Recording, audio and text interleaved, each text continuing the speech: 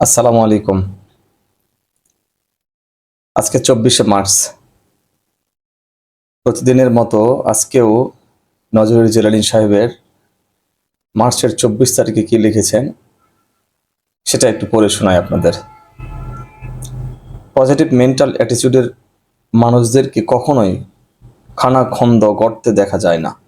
এরা তারাই যারা সাধারণ কোনো কাজ, একঘেয়ে কাজেও নতুনত্ব ও আনন্দ খুঁজে পান। এরা নিজেদেরকে পাংশে হতে দেয় না, কারণ তারা প্রতিনিয়ত কাজকে দ্রুত এবং ভালোভাবে সম্পন্ন করতে চায় বলে বৈচিত্র্য নিয়ে আসে কাজে।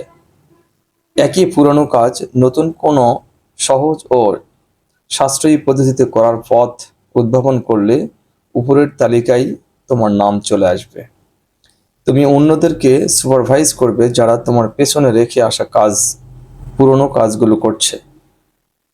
তুমি যে কাজগুলো করে পদোন্নতি পেয়েছ, এখন তোমার টিমের সদস্যরা সেই কাজগুলোই করছে যা নিপুণভাবে করার যোগ্যতা তোমার আছে।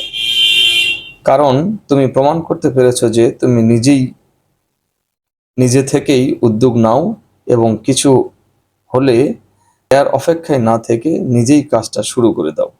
তোমাকে হিসেব রেখেই পদোন্নতির তালিকাটা তৈরি হবে, বিশ্বাস রেখো। Executive to executive director, Nazrul Jilani. 24শে মার্চের আলোচনায় নজরুল জিলানী সাহেব তিনটি মূল বিষয় তুলে ধরেছেন। এক নম্বরটি হলো দ্রুত নতুন কিছুকে মানিয়ে নেওয়া।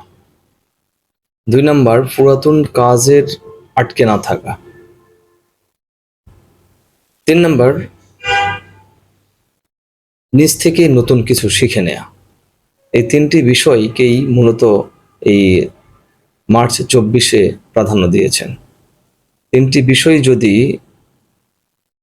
মেনে চলা যায় তাহলে